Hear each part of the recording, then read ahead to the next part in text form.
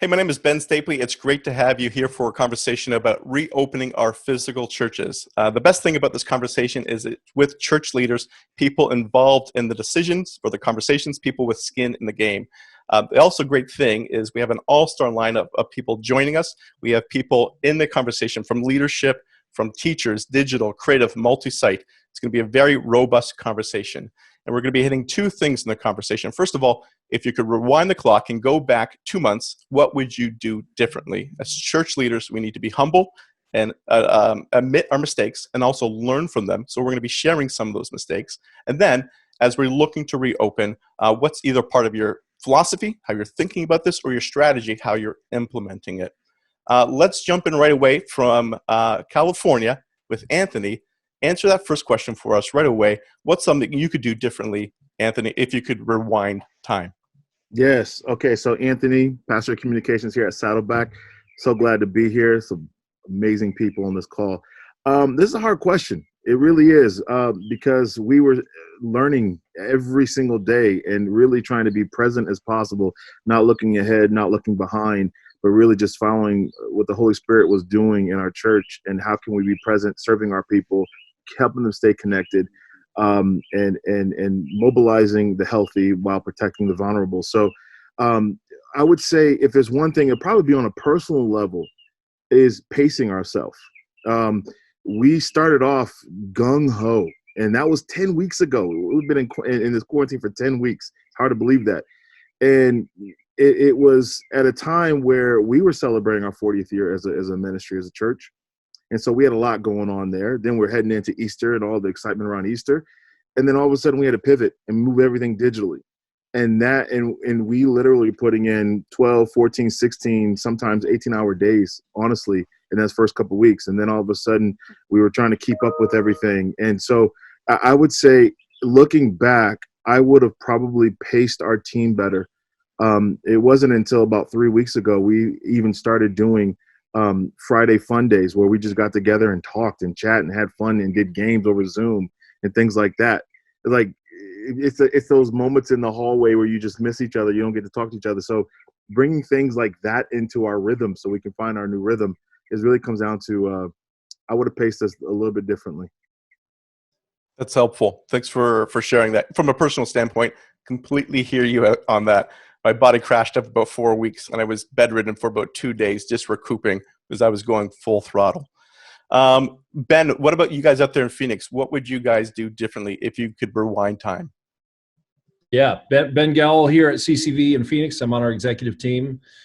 I think probably, Anthony, thanks for sharing that. I think we probably all resonate with, like, we didn't realize how much of a marathon this would be. So I think I'd say similar thing. We went gung-ho, integrated strategy. I'm really proud of our team in general, just going into high gear. But I think it dawned upon us too, like, all right, this is gonna be a marathon strategy, not a sprint. And so we learned as you have to we're gonna take this in stride. And I'd say,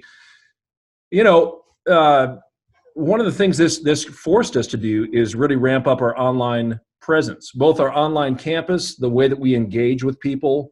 It got us, we've been talking about opportunities a lot. It forced us to think innovatively, like maybe never before. And I know you guys, it's been the same way. So I don't know that I'd do anything necessarily different in that regard. I'm sure we've made mistakes. My goodness, I'm sure we've made little fumbles along the way. But in general, this has forced us into a time of innovation, doing things that, looking back, probably should have been a little bit higher gear than they were come crisis time.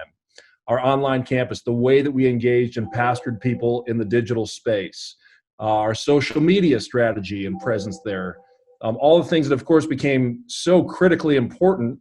If I could change something, I'd probably go back like a year or two and make sure that we were ramping those up even more aggressively. Yeah, I think we all pulled up that rock of the online church model once this hit. And it's like, wow, there's a bunch of worms underneath there that we were unaware of. Yeah, so I love you taking that question. How about a rewind clock even farther back to get yourself prepared for that? That's wonderful. Hey Brian, at Life Church, I know you guys don't do anything wrong. You never make a mistake. But if you did make a mistake in the past 2 months, what was that mistake and how would you have fixed it? Yeah, lots of mistakes. My name is Brian Atkins. I'm the campus pastor at Life Church in Wellington, Florida, which is pretty close to West Palm Beach, so just a little north of where Ben is. And it's a little different because we've got kind of our social media presence and everything that we're doing on the campus, and then balancing what we're doing centrally as well. So I can speak more towards what we're doing as a campus. Is I think we leaned way too much into and put too much value into views as opposed to engagement. And what we're learning is that pretty much everything we put online, people were watching and loving, and that didn't really lead to a whole lot. And it made us chase it even longer. So now we started making more content. And those first 4 weeks leading up to Easter, everything we put on, people were loving and watching. And so we started chasing the views, which wasn't necessarily leading to engagement, next steps, community, all the things that normally we would be valuing, and we started valuing views. And then that put us kind of in this system of going, well, now we have to keep chasing that. And we're not really built for that. We're not content creators. We're a campus staff that's built for shepherding sheep. And that moved us into something that we're not great at. And it's also not sustainable, like Anthony was talking about. So I would have leaned more into engagement. We did start getting people mobilized after a couple of weeks, more into groups, more into the serving opportunities that they can do remotely. But I would have doubled down on that earlier and not spent as much time, effort, and energy chasing views. That's helpful. And feel free. I like how you answer that question, not just organizationally, but from a campus perspective. And let's be honest, there's probably things we would change organizationally, campus-wise, departmentally, or just even personally. So I appreciate you speaking that in from a campus level, and how you course corrected as well. That you stopped chasing the numbers and you started chasing engagement and getting people plugged into their next action step. That's great. Carlos at Christ Fellowship, I know one of the values there is humility is your posture. Here's a chance for you to express humility and to admit something that Christ Fellowship did not do excellent in the past 2 months. Demonstrate some humility for us. All right. Hey, everyone. Carlos Cardenas, and I'm part of the Christ Fellowship directional leadership team. My role is director of campuses and teaching pastor, and I get to serve with Ben Stapley. And by the way, just in case you're wondering, here the weather in Miami today is 93 degrees, and it feels like 100. If you go on my phone, it says it feels like 100 degrees. So a great beach and pool weather. As we look at this season, this pandemic, I think a couple things come to my mind, Ben. I would say, as a director of campuses, do a better job of teaching our staff how to effectively lead their teams remotely. I think a lot of our staff was not in tune to Zoom video meetings. Many we're still trying to navigate and are trying to lead. And I don't think as a leadership team, looking back, I think we could have done a better job of resourcing them and teaching them how does leadership look in this new season and trying to leverage technology.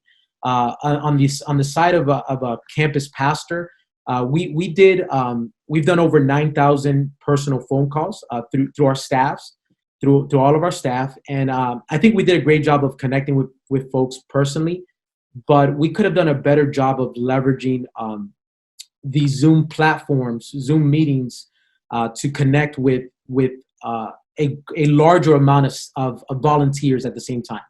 So, leveraging Zoom to connect with all your campus volunteers, to have a team night, to have a small group, group nights and things like that. I think we haven't done that enough.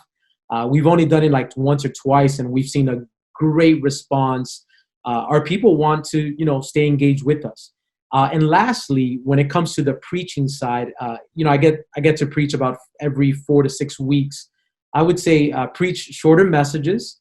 My first message was a lot longer than it should have been, and I got a message from our weekend experience director, who is Ben Stapley, too long. So I think, and the other thing is, one of the mistakes that I made was I was preaching to a full auditorium, so the same passion level and enthusiasm and energy, and really most of the people are watching in their living room or in their office or probably making breakfast in their kitchen. So just changing your style that is more personal and more heartfelt rather than preaching and declarative. And so those are three things I would like to share, and things that I would go back and change. Yeah, that's helpful. I think, just to speak from the organization, I think we spent the first 2 weeks just thinking about our guest and how we communicate to them and the experience for them. And we didn't think about how to re-leverage our staff until a couple of weeks into it. And then we were playing catch up. Thanks for calling that out. Drew at Crosspoint. I'll admit this, first of all. Drew, I've had a ministry crush on Crosspoint for the longest time. The creative stuff you guys put out there is phenomenal. It blows my mind. I just love what you guys are doing. So I would be surprised if there's anything you would have done differently. But if there is, let us know. Oh man, you don't have the time. We could take up this whole call on that. But yeah, Drew Powell here. I'm on the executive leadership team at Crosspoint Church in Nashville, pastor of creative and culture. Really honored to be a part of this, Ben. Thank you for inviting me. I think I said before, I do feel like the little kid that gets invited to the big kid table or the adult table. So thank you for having me. But yeah, the couple things that come to mind right off the bat is I wish I would have engaged our my ministry, my teammate that's over assimilation. I wish I would have engaged him earlier. So we went pretty heavy into content creating mode like a lot of you did, and really kind of missed that first wave when I think it might have been Brian. I can't remember, was talking about engagement. So viewership, all that stuff was fine, but we didn't have a good strategy early on for assimilation. So I would have done that differently. I would have engaged them earlier. The other thing, just personally on a leadership thing, I would have set some better expectations for my team, creative team, on just that we were going to experiment with some stuff. And so there were some things that we did that we had to can, that we didn't use because it just didn't feel real, didn't feel believable. There are certain things that we put it through our filter. It was like, man, this just doesn't feel right for people in their living room. So there's a lot of work that the team did that we ended up not using. If I had to do over, I would have set a little bit better vision on just saying, hey, we're going to try some stuff. It may work. We may use it. We may not use it. And so that's another thing. Again, there's a long list of stuff that we'd have done different. But those are the two that jump out just immediately. Yeah, that's helpful. There's some stuff that hit the cutting room floor for us as well, just because we were cutting and pasting and it was not working. And so we had to tell teams, thank you for your effort. We did not think this through, and what you just created does not play. We are not going to air it. We apologize. So we had to do some extra work on that end. Yeah. Haley, tell us about yourselves. What would you guys do differently if you had anything at Bayside to do differently? Hey guys, I'm Haley. I'm the Director of Digital Engagement at Bayside Church. And for me personally, on a personal level, I'm used to being innovative and creative. And in this time, I just found that I was waking up and going right into problem-solving mode. And it wasn't like creativity always has a problem to solve, but it wasn't those kind of problems. It was just every ministry was dumping their problems down on the communications team. Now, on the one hand, I was like really excited because communications is finally the MVP of the church, which I knew all along, but now everybody else was realizing. So that was awesome. But it was just a lot of pressure, and social media never sleeps. So they see the video guys working nonstop and around the clock, but they don't always see the social people putting out content, posting, responding to inboxes, responding to comments, all the things. I could go on and on. So I used to work with Anthony at Saddleback Church, and if I could do something differently, I would not have gone to visit my family the weekend our California governor stopped large gatherings. Because I left on a Wednesday and I had a plan in place. Thursday morning, large gatherings were suspended for the weekend, and I was in Orange County, and everything had changed, and I wasn't even here. And so it was funny. I was running a Bayside live stream sitting next to Jay Cranda, the online campus pastor at Saddleback, while he was running Saddleback live stream. So both of us were in a coffee shop together, just running our church's live streams, one in NorCal, one in SoCal, and all happening in one place. So that was really fun. But things that we would do differently. So I was working for like 6 months ahead of this time to launch an online campus for Bayside, because believe it or not, we were only streaming. We have 7 locations with dynamic speaking pastors at each one. And we were only streaming one campus on Facebook Live for 2 services on a Sunday. And so I was having to try to like pull the train uphill and convince people like online won't kill our attendance. And then everything that was put in place, bam, happened overnight. But unlike what you're thinking, bam, bam, bam, 7 times 7. We launched 7 online campuses overnight, one for each of our locations, because those pastors had to get in front of their people and preach because they didn't want to lose face time. And I'm here thinking, like, why didn't we just do a global worship service and a global message for a few weeks to figure it out? But we like to do things the hard way here. So we did 7 unique services, all filmed in one day. We've streamlined that process a little more. So we're doing a global worship set and then 7 unique messages to each campus. But the first 2 weeks was really in triage mode, directing our people, just Baysiders, on where to go online digitally. And a lot of our platforms and our social channels especially were already primed for this time. So we were ready to receive them. But these new online campuses, the first 2 weeks, we were just building it for them. And then as we started boosting and expanding our reach, I said, hey guys, like we need to be building our website for the non-Baysider. And so we switch strategies after 2 weeks to really direct people who have no clue which 7 locations to watch live streams of. Just give them one option to pick. And if I could go back in advance, I would have banged on people's doors harder to get these campuses launched ahead of time, or one main campus launched ahead of time, not 7. So that's us. That's good. People with prophetic gift mix like you who are like, this is coming. I see it. Yes, we're all now looking at them saying, I'm sorry, I didn't listen to you enough before. I apologize for not being ready. Man, 7 unique experiences. I just got totally anxious when you said that. So you guys have pivoted. Bald spot since like right here, but you can't tell because I covered it up. Yeah, I think I got another crow's feet just by listening from that. So I'm just curious. You guys pivoted from the worship is now centralized. It's the same worship, but the teaching is still 7 unique teachings for each of those campuses. Is that the model that you guys current and future, or we'll see?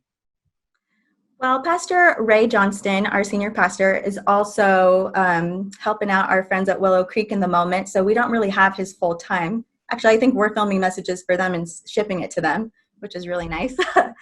But so he's teaching this weekend, but this is probably the 2nd time this year he's preached a weekend at Bayside for us. So he likes to say our teaching team has a deep bench, and we have about 2 teaching pastors per campus, which is really a blessing, but that's something we also want to highlight. So if we go to one single online church campus, because they'll never go away, we're hoping to highlight different teaching pastors each week, not just one. I don't think we'll have the capacity to keep it up 7 live streams, because we're also launching more physical campuses. We have one coming in Orange County at the end of the year, and 2 more up here in the NorCal area. Yep. So I just think we'll focus more on a global campus for online, but highlight different teaching pastors. So if Chop crashes on a Sunday morning, we can all blame you. And it's those 7 unique experiences that Bayside's doing that's overloading the system. Yeah, well, all the churches in America were overloading the church online system when it was West Coast church time. So I blame all you guys. It's good. Touche. Hosil, jump into us from Jersey. Would you guys do anything differently up there at Liquid Church? Absolutely. My name's Hosil. I've been at Liquid Church, where Ben was for a season too, for 10 years. I'm the creative arts pastor, but I'm also on the leadership team. There's a couple of things that come to mind. First, from the leadership hat, I think one of the things that we would have done that we only recently put into place was a task force, actually multiple task force. I don't know about you, but we've been really feeling the crunch of everyone sharing. I think everyone feels like it's their job to share this new information that I just read or saw. And so you're getting inundated with everything about and multiple times. And so we actually created 3 task force. The first was strictly on the reopening plan. We also have our second task force on congregational care and community. And then the third is digital. So the digital task force is a task force that I am leading. So would have just put that in place, because now even our staff know, hey, if you've come across something, then shoot it to the leader of that and that group, and then they will, decipher, look through it and whatnot, and then take their cues from, the task force. So would have definitely done that earlier. My creative hat, oh man, this is hard to admit, but we've pivoted, so I can share with some release. Sometimes excellence gets in the way of sustainability. So we have always had church online, but we have always broadcast from our broadcast campus. There are 2 services that we had at 9 and 11. I don't know why we were thinking that once we went into quarantine mode, that we need to bring up the level of what we were putting out there. So we were doing all this post-editing. I see some eyes just like, so literally the director's cut was no longer the director's cut. But we were trying to solve an issue because our worship has always been not the best streaming from broadcast. So we've used to play like these, back in whatever's in the vault kind of worship for the worship time, and then would go to the broadcasting from the campus. But it created so much extra work, and then all of a sudden what we're finding is this is not sustainable. So we did pivot to, and especially because as the quarantine happened, we're in New Jersey, there's lots of restrictions, probably a few more than maybe some of the other states, but what we found out is even with the restrictions of how many people we could have in the room was really affecting it. So I think we should have probably stuck to what our normal play was for offering church online, but then just figure out how to bolster that instead of trying to do, rework the music, rework all the cuts, and, so yeah, so that was a hard lesson, but I think we're in a good place now. And then just thirdly, I think the other thing was our staff were definitely affected by it. I don't know, I would imagine for you guys too in your teams, even people on my team, their whole job of like a producer in a brick and mortar church, all of a sudden, I don't have a job. And so I wish that would have just seen that coming a little bit earlier so that we could have those conversations a little bit earlier to help our teams walk through that process. So since then, we've redeployed. We'd had to, kind of reconfigure. In fact, just recently, we're executing just redoing our SMART goals just for the next 3 months, because any SMART goal that you may have had, it's no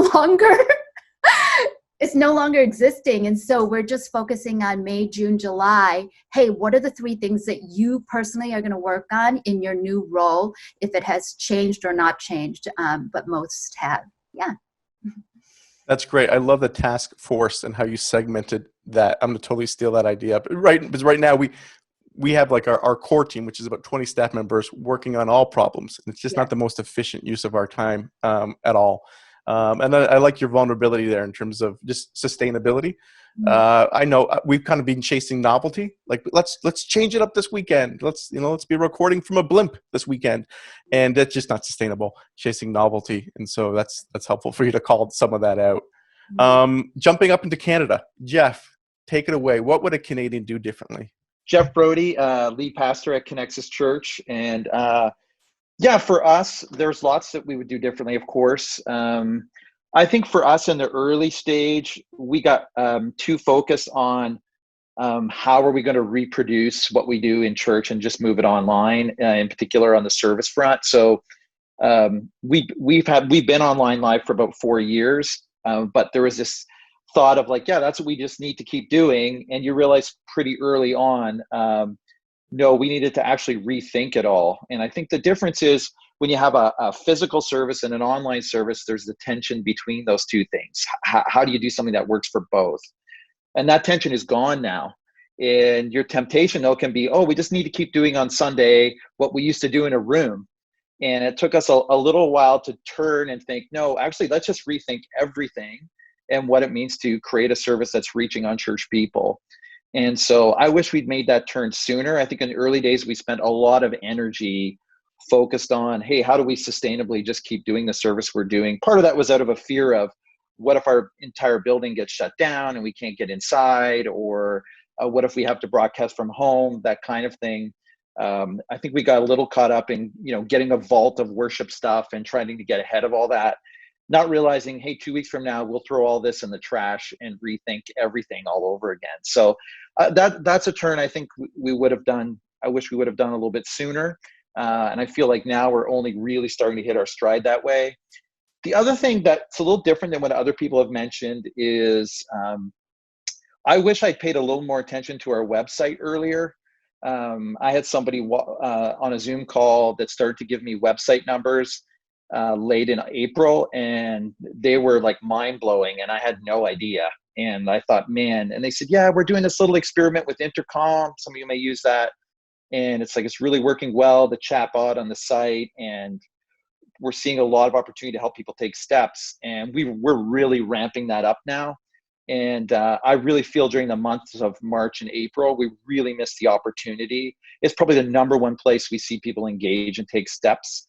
And I think I got so focused on services, groups online, what are we doing with YouTube view numbers, which Brian talked about. And I wish that was kind of a change that we'd made earlier. And I think since we've made those changes, you see the engagement level going up quickly on the website, and then the view times increasing because of the rethought put into the services versus just reproducing what we would have normally done.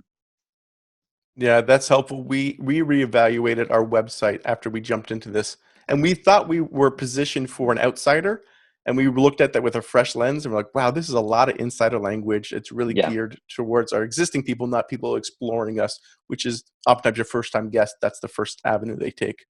Right. We've just ended up fat now. We had on our list to build a brand new site, and now I've just fast tracked that project as quickly as possible because I totally agree. And so I'm looking forward to hopefully some of the tools it gives us. That's good. Natalie, coming to you. In particular, is there anything in particular, or I know you have a passion for family and kids. You wrote a book on the topic, for goodness sakes.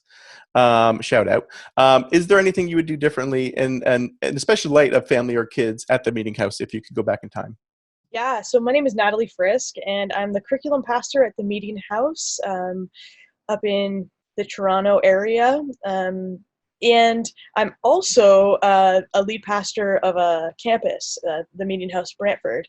And so I'm wearing two hats. And I guess putting on the hat of curriculum pastor, one of the things, if we could turn back time, I think of that song, if we could turn back time. You're all welcome for that. I was thinking actually today about I realize that this is probably not the same world that you guys are all living in on a regular basis, but today I was thinking about our preschoolers. Because for us, all of our curriculum content is online. So people can access all of the same stuff that they would on a Sunday morning with their kids if their kids were attending our church program. And we have video-based content starting in elementary school. But if you're a preschooler, you don't have video-based content. And so prior to our Sunday morning services that start at 10 a.m., streaming live on YouTube and on our website, we have started something called KidMax Live. And KidMax Live is our kids program, kind of like a preview to what parents can find within the curriculum each week. But one of the things that I recognize that we don't have is video for our preschoolers. And so with the reality that not every family has a children's Bible at home, not every family has, equal access to all the same stuff, I think it would have been really advantageous for us, turning back the clock, to think about what does a video-based piece look like for our preschoolers. I mean, right now we're trying to read the Bible stories online simply so that they all have access to that. But now we're starting to have the conversation, what would a more robust video opportunity look like for those preschoolers? And so I would have loved to have started considering that months and months ago. And then with just the campus pastor hat on, honestly, I would go back to what, I think it was Anthony who said it, is pace. I have always loved a good sprint and would never, ever, ever be a marathoner. And so recognizing that the importance of that pace right from the start, as opposed to halfway through when I started to really feel it, and then recognize, oh yeah, pace is a good thing, and Jesus probably wants us to just all pace ourselves a little bit more than we have been. So those are my two pieces. That's good. Thank you, Natalie. And as a parent, I appreciate you thinking through the content for kids, because that has been vital for my wife and I to be able to sit down for us and our content to go through that with them.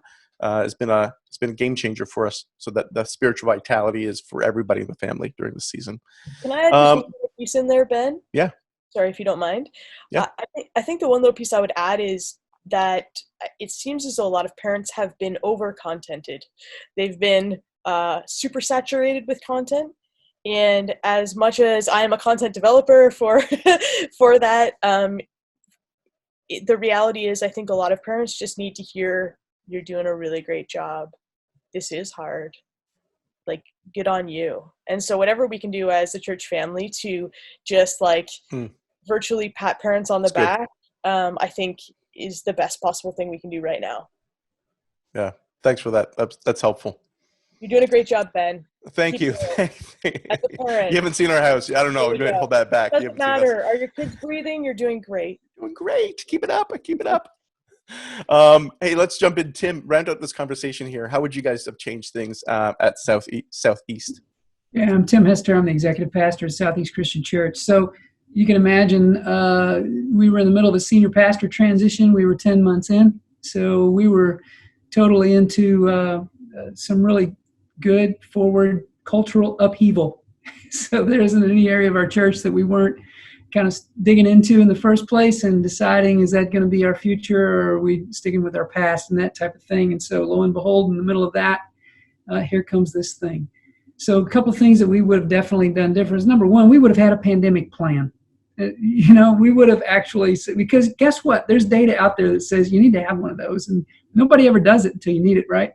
So we would have had one. But along with that, one of the things that I think is very important that we used to have, but we missed on this one, is we would have much better relationship with our government officials, because that's where decisions are being made. And the truth is, we should be involved with those guys and those ladies anyway, because they need ministering to probably more than most folks out there with the weight that they bear. So we would have done a better job at that, and we will coming out of this for sure. The other thing is that we didn't do a good job of, and I'm really, you talk about ashamed to say, I would have listened to my medical professionals a whole lot more than I was listening to a lot of other sort of emotionally driven voices that were there. I remember the first night, right, when we announced, our governor had told us that we were not going to be able to gather on a weekend, but he had no data whatsoever that he gave as to why we weren't going to be able to. Literally, our announcement here on a Wednesday was, hey, this Sunday I'm asking all churches and places of faith not to gather, and also people that have family and friends in prison, don't go visit them. So, wait a minute, how do those two things get closed down and nothing else did? That's kind of the way it felt. And so we reacted to that, and we said, hey, we're going to be really safe, and we're going to be open. Because it wasn't mandated. It was just something heavily suggested, which made it look like we were going against our governor. We weren't. We weren't at all. We just didn't have the data. And then that night, one of our medical professionals called me and said, hey, you need to understand the science on this thing. And that changed everything. I wish I would have had him in my hip pocket with a couple of others prior to. So I would have done that differently. I think the other thing is, everyone said this, and that is, in reality, we would have been measuring engagement from the get-go. But the truth is, we were beginning this whole digital pivot beforehand because of a new senior leader who's very much wanting to get us in that direction. And we had no idea what we were doing. And here we are 8 to 10 weeks in. We still have no idea what we're doing, but we've made progress on that. But I wish we'd have been much, much further along, because, again, our attendance to us has never been really the main driver. Engagement by all kinds of different names has always been the driver, but we've never had good measurement systems for that. And then the last thing I would say is, what is this pace word you all keep talking about? Yeah, it's a good burn on us. Thank you for that.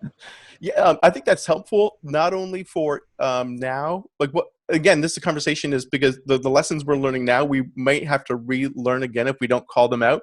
And what you just said, I think, is very helpful, Tim, is having medical professionals in your pocket that can give you the straight scoop without the political bias. Like, I think a lot of us were trying to filter through, is this a right or a left conversation? Who's got political wins to have here in terms of if we go left or if we go right? And it was really hard to ferret through the information with that political perspective as well. We had some conversations with medical professionals that had less of that political filter. We all have it, but less of it.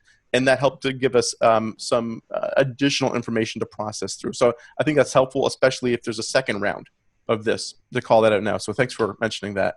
Let's pivot to the second pivot. It's a word I think we've all used in the past 2 months. Let's pivot to the next half of this conversation and talk about reopening. Is there something that you're doing with strategy or philosophy? There's tons of things you're probably doing, but one thing that you feel is helpful for you that you want to share with other churches as they reopen as well. Anthony, what's maybe one or two things that you feel is very vital for you guys as you reopen? So for both of these questions, we feel like Saddleback is cheating a little bit because we have one of our campuses in Hong Kong. So we have kind of like a 7-week ahead look at how this whole pandemic thing was working. So when you guys are talking, I'm sitting there thinking like, yeah, we kind of had a head up on all this stuff 7 weeks before it hit the United States. So we were more prepared. So we're kind of like, now that we're seeing what it's going to look like to come out of this, we're seeing some of the mistakes that China has made, and now we're applying it to our context. One of the exercises we did that was very helpful for us is we did this exercise that look at the 4 parts of a pivot, and we examined everything that we're doing into these 4 categories. We said, okay, what's core? What's never going to change? What's temporary? What's like good for now? Like it had its season during this COVID crisis. It's going to die after. So let's not invest any more resources to keep this thing alive. But as soon as this thing's over, it's dead. It's gone. It needs to go. What do we need to lose? What had its day? Meaning when we went into this quarantine, if people ain't missing it, maybe it doesn't need to come back. Right. So what do we lose? And then what did we find? Or maybe another word is, what do we keep? Things that we're doing now that we see there's an advantage to use moving forward. One of the things we're absolutely clear about is that this is going to forever change the landscape of the church. It's going to change society. Every crisis changed society. The financial crisis changed the way people spend. 9/11 changed the way we do security. This is going to change sanitation, but it's also going to change social engagement, how we engage. And that it really changes the church because that's what we're about. We're about reaching people and engaging with people. So one of the things I think that we made very clear, Rick made it very clear, that we're going to be one of the very last things to open. We're not going to open until we can open the way we're going to do church. We don't do church social distancing, so we're not going to open until that's okay. But we can do house churches. We can do smaller gatherings. One of the ideas we were talking about Saddleback somewhere is that, how do we have pop-ups all over? How do we leverage this community that's watching us online and create these little pockets of communities that can come together and gather in smaller settings, 10, 20 people, and do church together? That's the church, right? It's the gathering of the body. So that's something that we're kicking around. But it was very helpful going through those 4 lists and just categorizing everything as we come out of this. I love that, how you're looking at Hong Kong to have lessons learned from them. That's a nice move. And, even if we don't have our own churches, we can look at other churches. We can look at global churches who are ahead of this curve and figure out from them. That's a hack any church can do in terms of application that's helpful. Brian, what about Life Church? Anything you want to share in terms of your reopening? Yeah, absolutely. This might be the first disagreement we have. Anthony, Pastor Craig and Pastor Rick, who I both hold in very high regard, are very different personalities, as you probably know. Pastor Craig's like, let's go. Let's get back in a building. He is looking at things pretty aggressively. We have 34 campuses currently. 24 of them have been meeting, or another 6 are going back in this week, another 2 the next week. And then a couple of the campuses who are in hotter spots are still trying to figure that out. Us in Albany are trying to figure out that. But what we want to do is we're going to be pretty aggressive and figure out where that line between aggressive and reckless is, and try to find that and make sure that we are loving our community. And we're trying to figure out this very real, like, hey, there's a risk involved, but also pay attention to the fact that there's a risk of not meeting. Depression, suicide, anxiety, domestic abuse, all at all-time highs. We have people who are desperate to get back to worship and to be with their church body. So the way that we're doing it is we're telling people, hey, if you're at high risk, if you don't feel safe, we've got a great online. Feel free to go and watch it, but we want to give that as an option. We just got out of a meeting with Craig this afternoon. The church online platform is that Life Church gives away. We get all the data on that. And what we've seen is that as a whole, church online is that it peaked at Easter and it's gone down every week since then. And so we're seeing engagement is good, but it's certainly tailing off. And what we're finding is that as we're talking to people, they're getting in new habits. James Clear says it takes 2 months to get into a new habit. Well, we're 2 months into this thing, and people are now dangerously close to getting the habit of not going to church and just kind of hanging out and watching church and not being engaged. So we're going to take the approach. God is an incarnational God. He walked with people. There is value to being with people. So we're going to try to find that place of getting back in the buildings as quickly and safely as we can. We've got all sorts of safety protocols and touchless services, and nobody's going to touch any doors, and there's no snacks and all that kind of stuff. But we are pretty aggressive at getting back in.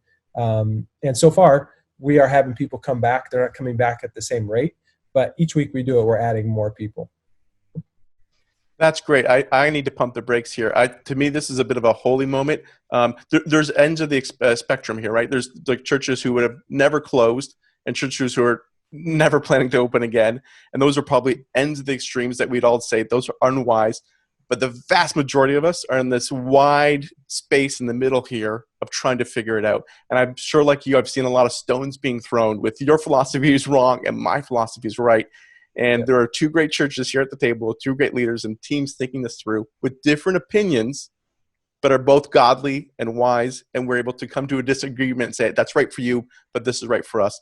I thank you guys for modeling that, because I know there's been a lot of stones that have been thrown around. And we need to call it out, church. We need to do a better job of respecting the leadership of some other church in that wide middle ground of wisdom. There's a lot of wiggle room there that we all play in and respect each other. So thanks for calling that out, Brian. Jump into Carlos. Anything you want to share in relationship to Christ Fellowship as they reopen and relaunch? Yeah, thank you, Ben. You know, one of the things that we've seen is we've seen engagement has been really, really good. And in fact, we after Easter, we did take a dip, but we saw a spike up, an increase from Mother's Day weekend to this past weekend. And I think largely because we're one of the things we've seen is we have to continue to change the venue that, keeping the online experience fresh and not using the same broadcasting venue and the same venue that we've been using for this season. As far as reopening goes, one of the analogies that we're using is like a wave. So we don't want to go in front of the wave where we're literally the first large church in Miami to reopen, or a church our size. And at the same time, on the other spectrum, we don't want to miss the wave where all the churches are opening up and there's a lot of momentum and everyone is eager and wanting to worship already in the city of Miami. So we've been in conversation with other churches that are like us and trying to figure out, okay, how can we all, even if we don't open the same weekend, how can we all kind of open in that same season where there's a wave where we're all in this together. So that's the first thing. The second thing is, before we do reopen, we are planning on having at least one or two launch reopening services where it will be geared for the volunteers. And the point of the services, the experiences would be kind of like a team night, but it's going to be an actual, relaunch or reopening service where we want to inspire through worship and a teaching, possibly by the campus pastor, and then inform the volunteers here's what the game plan looks like. Here's what this phase one is going to look like. Our phase one is it's not going to have it's not going to have our kids ministry or student ministry. And so this is, what we need to do. This is the, how we have to lead in this season. And so before we do reopen and we have that back to, physical services, we do want to have at least two reopening services. So that's pivotal. And, and obviously all the ministry teams are having their launch or reopening plans. But I think that's one of the things that, I want to share with us that I think is key for our reopening, for us to be able to reopen well. That's good. Drew, what about you? What are you guys going to do that we can learn from? Well, man, I don't know if anything you learned from. I can tell you what we're going to do. We're going to meet next week and spend a day just kind of processing through, as a lot of you are, we're one church, multiple locations. So we would like to open up the same way at the same time with all the churches in the different counties. They're playing by different rules. And so that is something we'd like to do. Also, we just have some realities that are unique to us right now with our broadcast campus being down and that not being available, probably till later in the fall. And then the arena that we were using for our broadcast campus is not available to us until at least August. What's that first Sunday? August 9th, I think it is. And so there's some of those realities that play into our decision-making as well. Our Pastor Kevin Queen, is a worshiper. He wants to get back in the room. I mean, we want to be together. I mean, that's our desire. We really we miss it. We probably will slow play it though. Our current working, this is not something we go public with. We're giving ourselves about every 2 or 3 weeks, we give an update just so we're not locking into on this date we're going to open, because we just don't know. So kind of the internal working idea right now is house churches in June. In July, we'll start what we'll call campus watch parties. So it'll still be the online program, but we'll start getting people in the habit of coming back to their campuses, and they'll show up, they'll watch together. That'll be July. And then hopefully we can launch back in August in some capacity. So internally, it's how we're thinking about it. Ramp into June, house churches, small groups, what do you want to call them? July campus watch parties, August full service. And then again, we'll just adjust. I think we'll do an update next week with Kevin, the end of May, that we'll send out, telling people what we're doing in June. Probably the 3rd or 4th week in June, we'll tell people what we're doing in July. It just gives us time to pivot based on what we're seeing. But like I said, that downtown campus is driving a lot of the decision making, and agree with a lot of what's being said here. Our heart is we want to get together as soon as we can, but for us, we're feeling like the wisest thing is just to slow play it a little bit. And the fact, like many of you, we don't feel tons of pressure, if we're just being honest. Our giving, our engagement, all those things are doing well. And so I think if we might feel a little more pressure if we needed to get back together, if we already didn't have some online systems and stuff built. But because, all glory to God, because those things are staying strong, we don't feel the urgency to rush back together outside of, I do feel like, I think it was Brian, my brother, was talking about people creating habits. We've talked about that, that we are worried about that. We wonder if that's going to be true. Pastor Kevin has mentioned that before. Man, we don't want people to get in the habit of not coming to church. At the same time, we're wondering if it might be true that, people are desiring to get back. They're wanting to get back. So I just wonder if they're actually missing, like, man, the longer we're apart, the more I actually want to be together. So I don't know that we have an answer on that. I could see kind of both sides of that as well.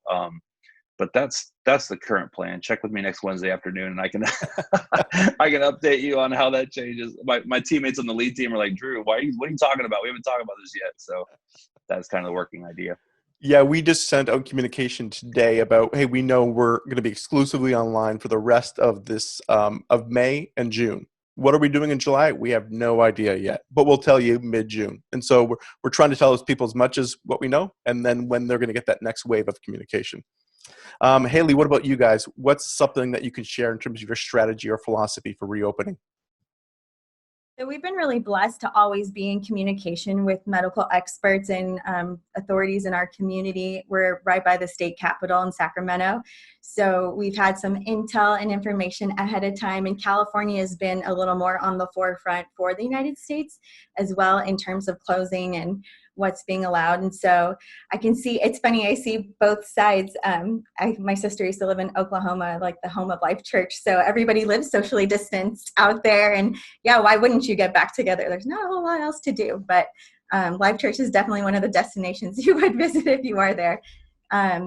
So I can see both sides. It's funny, our pastor is hosting a call actually right now for our Thrive Leadership Summit, and he's interviewing Pastor Chris Brown from North Coast Church in Southern California, who's like, I want to be the very last church to open up. And then he's hosting a conversation also with Chris Brown at Sandals Church, who's like, the governor is keeping us down, like, let's just meet and have large gatherings. So he's hosting that conversation with both, and I'm going to have to go back and rewatch it because I want to see how he navigates that situation. But for us at Bayside, it's always been 3 little words, kind of an alliteration: safe. We want to do it safely. We want to do it in stages. And we do want to get back together as soon as possible, but with wisdom and with the knowledge that is coming forth in what we have. So we're kind of like Drew's church in Tennessee out there on Nashville, where we have like phases of opening, and it's kind of a little question mark next to each, like home gatherings at some point in June, and then hopefully like a little bit larger gatherings, but still limited in July, and then maybe fully open in August. But everything has a question mark next to it. So we hold our plans loosely and are flexible and ready to pivot as needed. But yeah, these 7 stages that they've written down for us, I took a screenshot because it just came in staff meeting this morning, and this was the first time that I was seeing it because we had a different plan last week. So we just want to do it safely, and yeah, that's the priority for us. There's no point in making the news for having people gather and COVID cases reported. But we do have so many people that just want to get back together and meet. And something I want to say, Ben, about I watched the last call with all of the experts then, and it was a little disheartening to hear how many had primed their churches for capital campaigns and just shut it off when the weekend turned. Because we had a prayer night a couple weeks ago, and we were just like, we call them compassion nights. We want to do a compassion night and just give people the opportunity to contribute towards a compassion cause. And we raised $250,000 in 10 minutes on a Facebook Live phone call.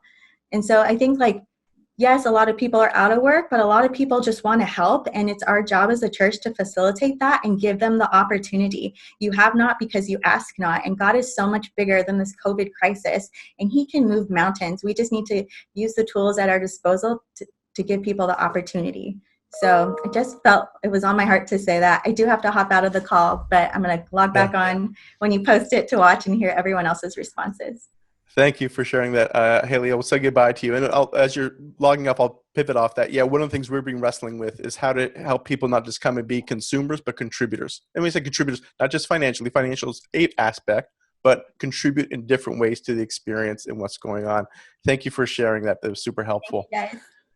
One of the catchphrase that we've been using, and I don't know who we ripped it off from, but we're trying to, when we reopen, it's safe, spacious, and sanitized.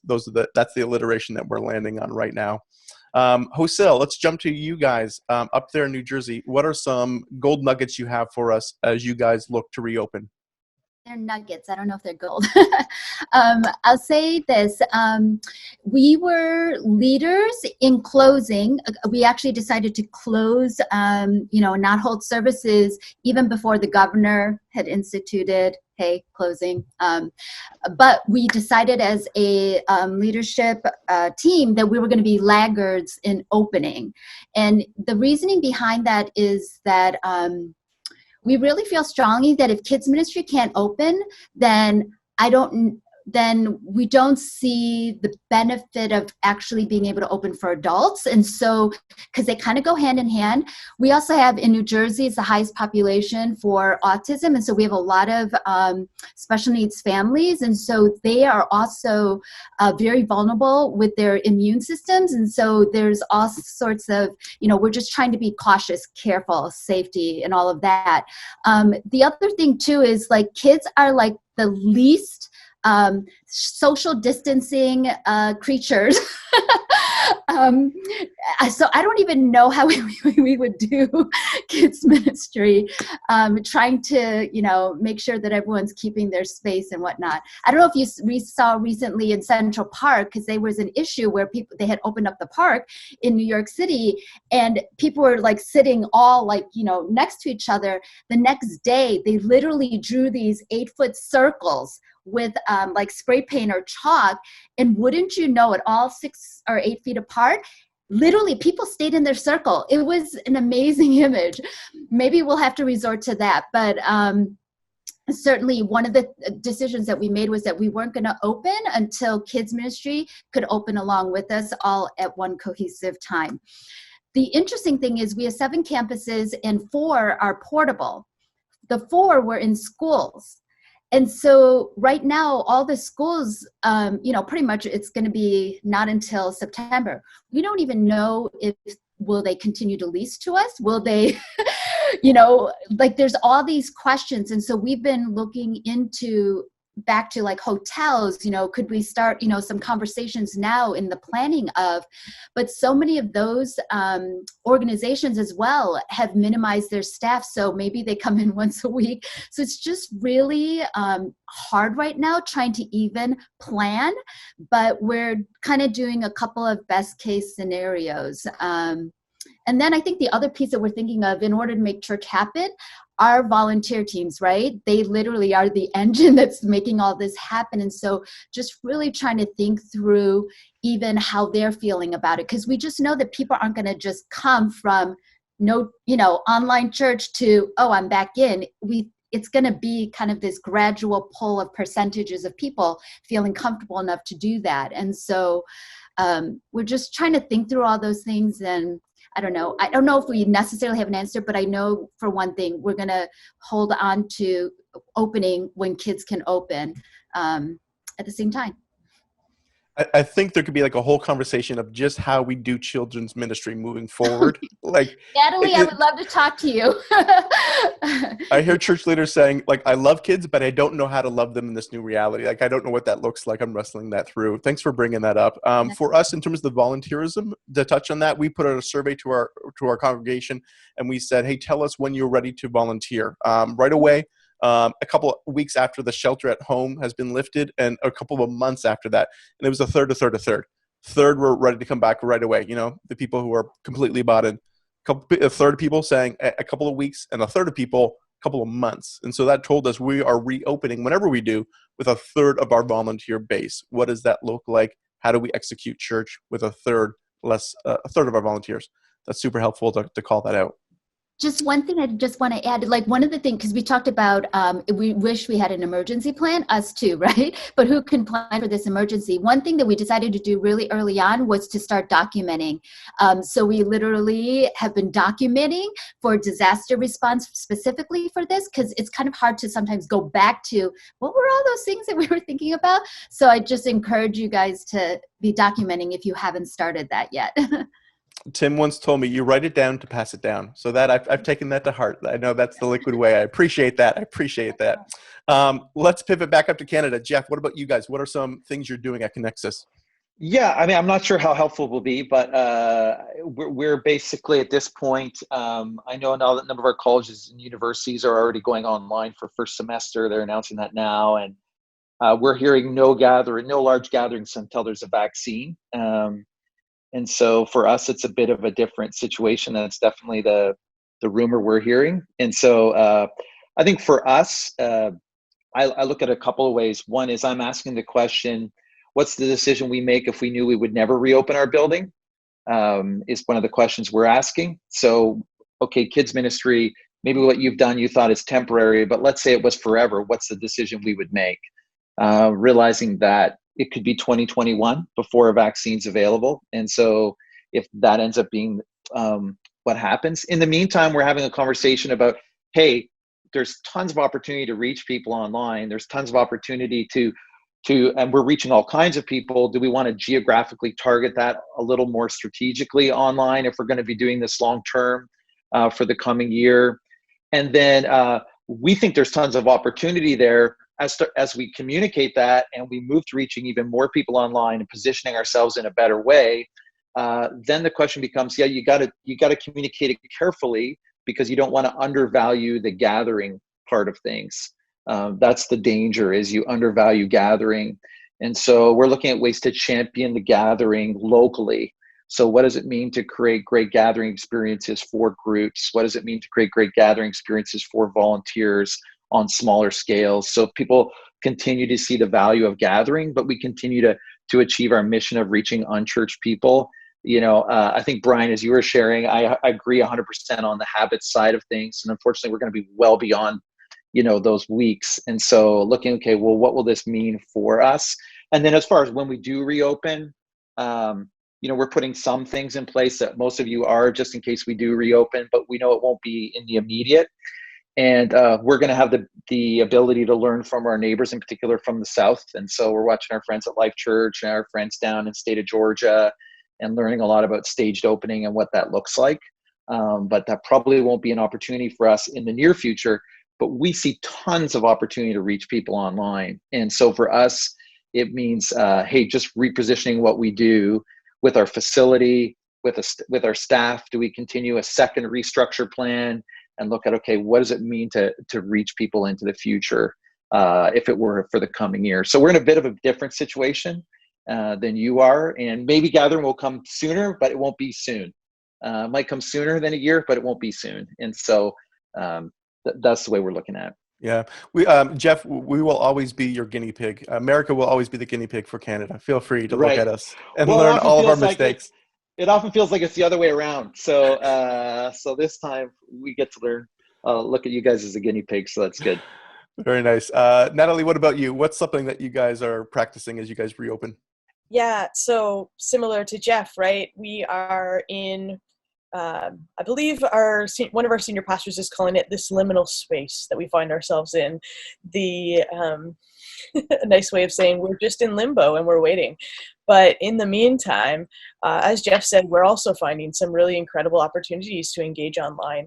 And I think, and it's actually been such a wonderful, if I'm going to paint a silver lining, it's that we're really getting razor focused on what it means to be the church.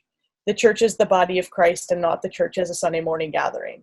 And so if we are the church, the body of Christ, we are that 24/7, and we are that inside or outside of our gatherings. And so helping to shepherd people and pastor people to be the body of Christ present where they are right here and now, and not as dependent on gathering together on a Sunday morning, but that we can have, I can't remember, somebody said microsites or something like that.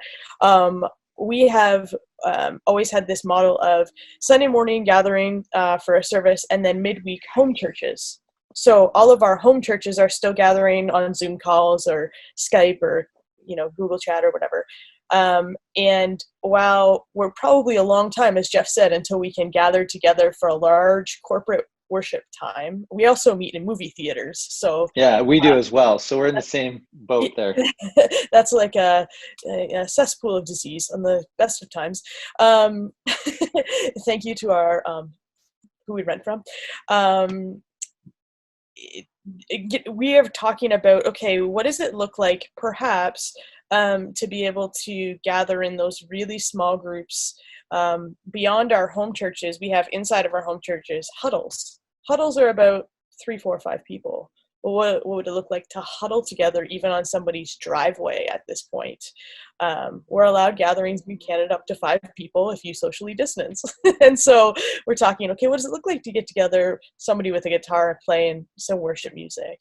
What does it look like for 2 families to get together and draw their chalk circles around their children and interact and maybe even just have some prayer time together?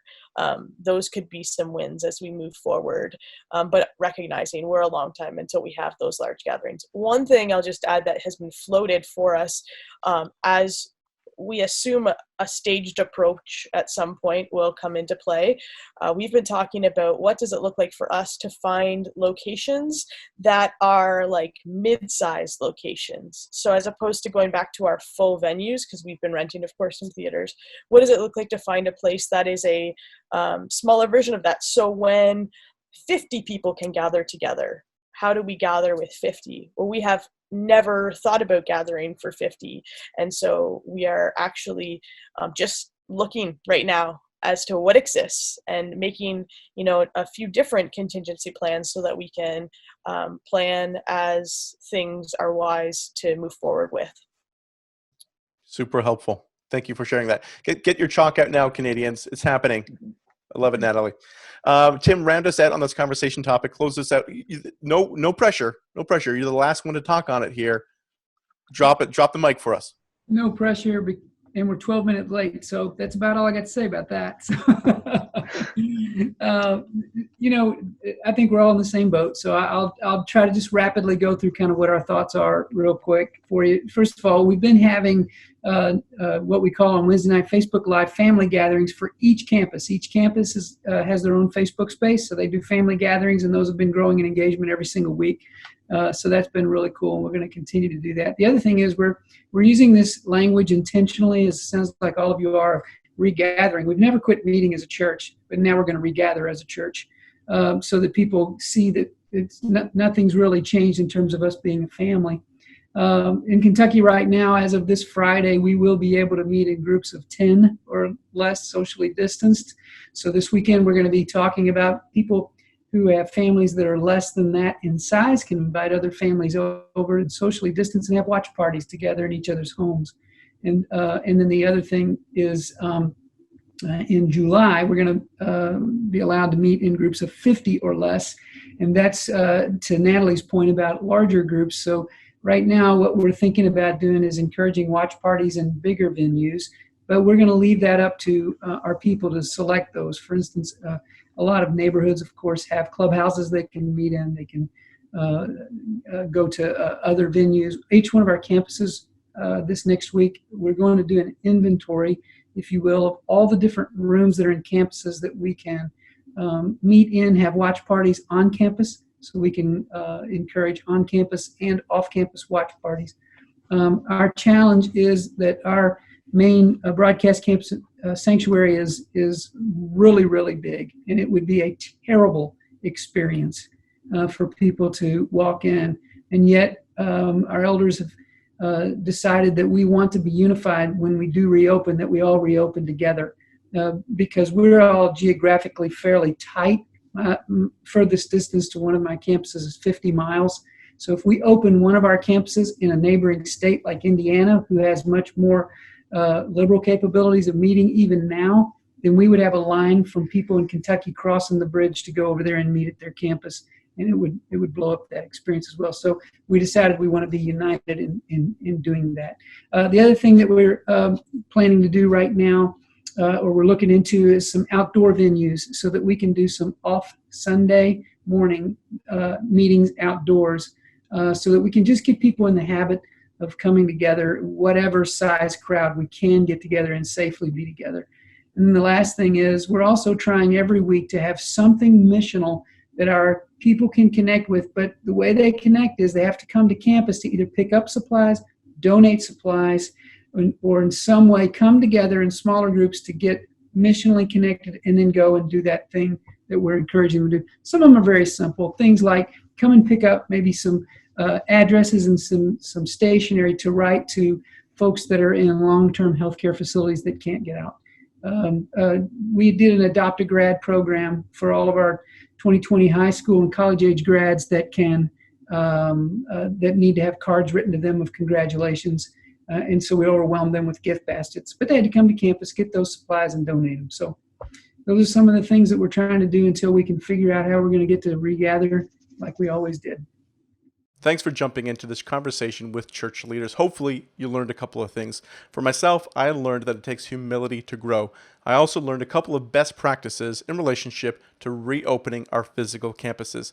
But here's the deal. None of us are as smart as all of us. So please jump into the chat section and let me know what's the best practice your church is doing as you look to reopen your physical campuses.